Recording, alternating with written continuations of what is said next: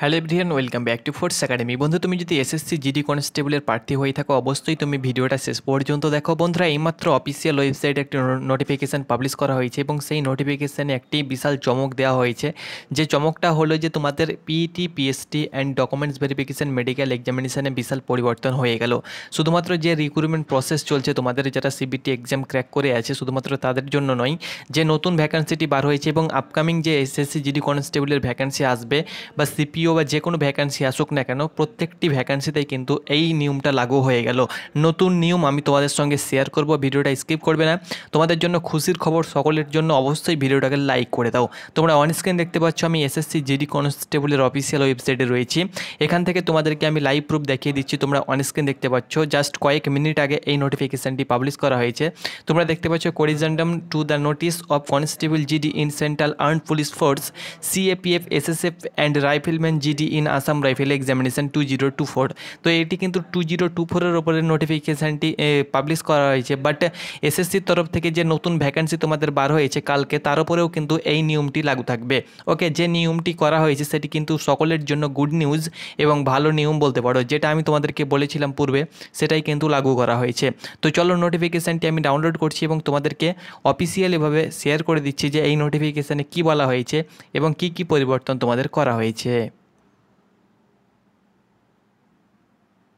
তো বন্ধুরা, তোমরা অন স্ক্রিন দেখতে পাচ্ছ, আমি নোটিফিকেশানটি ডাউনলোড করলাম। এখানে দেখতে পাচ্ছ কোরিজেন্ডাম notification, candidate may refer to the notice of constable GD in Central Armed Police Force, CAPF, SSF, rifleman GD in Assam Rifle examination 2024, published on the website of the commission. তোমরা জানো যে তোমাদের 24/11/2023 তারিখে যে ভ্যাকান্সি তোমাদের রিক্রুটমেন্ট প্রসেস চলছে, অর্থাৎ যারা পাস করে আছে, সেই ভ্যাকান্সিটা কিন্তু 24/11/2023 তারিখে কিন্তু নোটিফিকেশান পাবলিশ হয়েছিল। In order to minimize the period of the recruitment cycle and the expedited the recruitment process, Ministry of Home Affairs, MIHK কিন্তু এর উপরে কিন্তু নির্দেশিকা জারি করা হয়েছিল বা নির্দেশ দেওয়া হয়েছিল গভর্নমেন্ট অফ ইন্ডিয়ার তরফ থেকে, যে যে তোমাদের রিক্রুটমেন্ট প্রসেস চলছে, অর্থাৎ যে তোমরা জানো যে সিবিটি এক্সাম হওয়ার পরে কী হতো, যে তোমাদের পিইটি হতো, পিইটি পিএসটি হতো, দেন তোমাদের 1 মাস 2 মাস গ্যাপ থাকতো, দেন তোমাদের ডকুমেন্টস ভেরিফিকেশান মেডিকেল এক্সামিনেশনের জন্য ডাকা হতো, তারপরে আবারও কিন্তু 1 মাস 2 মাস তোমাদের গ্যাপ থাকতো, তারপরে কিন্তু ডিটেলড মেডিকেল এক্সামিনেশনের জন্য ডাকা হতো। কিন্তু সেখানে কিন্তু একটা লং প্রসেস কিন্তু হয়ে যেত, অর্থাৎ অনেক সময় লাগতো এবং অনেক ডিলে হয়ে যেত রিক্রুটমেন্ট প্রসেসটা।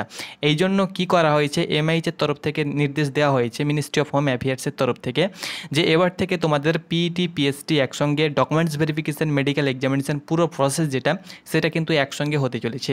অর্থাৎ যেদিন তোমাদের পিইটি পিএমটি হবে, সেই দিনই কিন্তু তোমাদের ডকুমেন্টস ভেরিফিকেশান, এবং সেই দিনই কিন্তু তোমাদেরকে যাবতীয় সময় নিয়ে তোমাদেরকে যেতে হবে, এবং তুমি যদি পাস করো তাহলে সেই দিনই কিন্তু তোমাদের ডকুমেন্টস ভেরিফিকেশান মেডিকেল এক্সামিনেশান, এবং তুমি যদি মেডিকেলে আনফিট হও তাহলে কিছুদিনের মধ্যে তোমার ডিটেলড মেডিকেল এক্সামিনেশান শুরু হয়ে যাবে। অর্থাৎ পুরো প্রসেস কিন্তু, এই যে লং প্রসেস যেটা, সেটা কিন্তু একত্রে তোমাদের 1 থেকে 1.5 মাসের মধ্যেই কিন্তু কমপ্লিট হয়ে যাবে। এটা কিন্তু আমি তোমাদেরকে জানিয়েছিলাম পূর্বে, সেটা কিন্তু অফিসিয়ালিভাবে কিন্তু তোমাদের জানানো হয়েছে। তবে এর ওপরে তোমাদেরকে নোটিফিকেশান সমেত তোমাদেরকে জানিয়ে দেওয়া হবে, তোমাদেরকে এটা জানিয়ে দিয়েছে অগ্রিম, তোমাদেরকে এসএসসির তরফ থেকে জানিয়ে দেওয়া হলো যে তোমাদের এবার থেকে ডিভি, ডিএমই, আর্মি এবং তোমাদের পিইটি পিএসটি একসঙ্গে হতে চলেছে। তো যারা ডকুমেন্টস রেডি করনি, অর্থাৎ অনেকে ভাবছে যে ডোমিসিয়াল সার্টিফিকেট হয়তো আমাদের ডিভি আলাদা অনেক সময় পর হবে, এই জন্য হয়তো যারা ডকুমেন্টস রেডি করনি বা ফরম্যাট এখনও পর্যন্ত এনসিএল বা যে কোনো ফরম্যাট এখনও পর্যন্ত রেডি রাখোনি, তোমরা কিন্তু সেগুলো রেডি রাখো এবং তোমরা কিন্তু রানিং শুরু করে দাও। তোমাদের 23শে সেপ্টেম্বর থেকে ফিজিক্যাল হওয়ার কিন্তু একটা প্রচুর পরিমাণে সম্ভাবনা রয়েছে। তো এটাই ছিল বন্ধুরা নোটিফিকেশানের আপডেট, আমি তোমাদের সঙ্গে শেয়ার করে দিলাম যে নতুন ভ্যাকান্সি আসছে, সেখানেও কিন্তু এই নিয়ম লাগু থাকবে। সেহেতু এক্ষেত্রে তোমাদের একটা সুবিধা যে কম সময়ের মধ্যে তোমরা কিন্তু পুরো প্রসেসটাকে কমপ্লিট করতে পারছো, এবং আরও একটা সুবিধা যে তোমরা কিন্তু এই সময়ে কিন্তু বহিরাগত প্রার্থীদেরকে কিন্তু ধরতে পারছো। তো অবশ্যই বহিরাগত প্রার্থীদের উপরে একটু নজর রাখবে, যারা বাইরের স্টেট থেকে আমাদের রাজ্যের ভ্যাকান্সিগুলো নষ্ট করছে, অবশ্যই তাদের উপরে অ্যাকশন নেওয়ার চেষ্টা করবে। তো এটি ছিল আপডেট, ধন্যবাদ।